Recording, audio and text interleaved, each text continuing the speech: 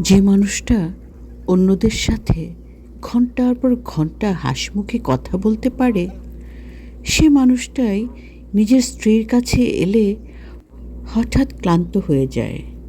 বিরক্তি, টেনশন সব যেন শুধু তার জন্যেই জমা থাকে।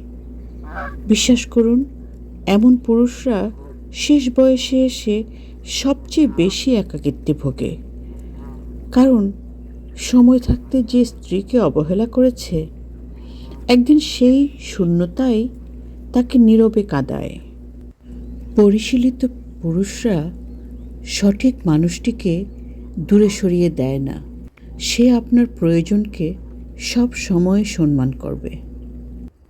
তীব্র ভালোবাসার পরও দুজন মানুষ একে অপরের জন্য ভুল মানুষ হতেই পারে।